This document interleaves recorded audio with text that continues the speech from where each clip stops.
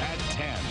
There are students who need to be on campus. Like they don't have safe and productive homes to go to. If they need to stay in dorms, they need to stay in dorms. Students are coming back to campus at the U of I, and some are concerned that rush of new students returning could contribute to a spread of COVID-19. Good evening, I'm Mark Maxwell.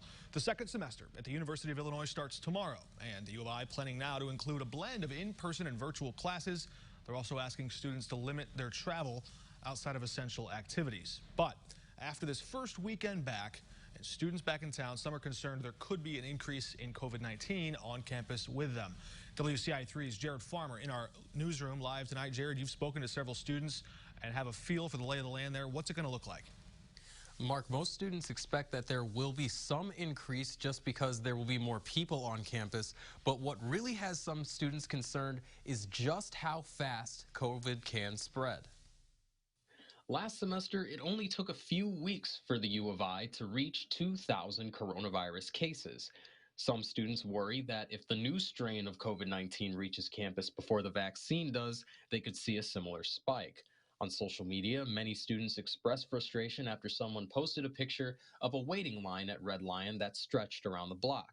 One student says it's important to be mindful about every student's living situations and making sure campus isn't putting them in more jeopardy. There are students who need to be on campus. Like they don't have safe and productive homes to go to. If they need to stay in dorms, they need to stay in dorms.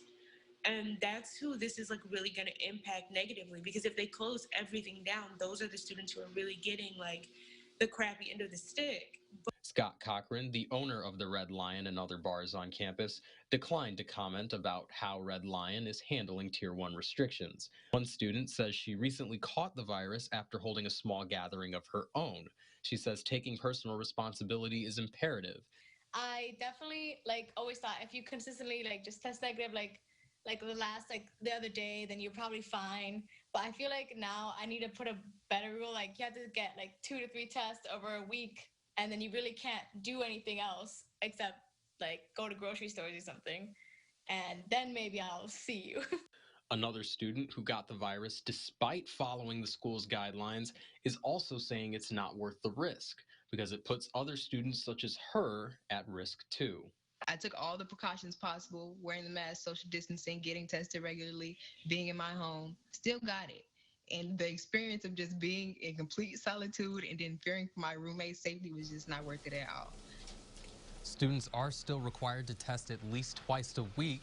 If they do test positive, they'll be required by the university to contact trace, self-isolate, and explain what they were doing before they caught the virus. Live in the newsroom, I'm Jared Farmer, WCIA3, your local news leader. All right, Jared, obviously it's those big population centers, a lot of people in small spaces that creates that concern. Thanks for that report.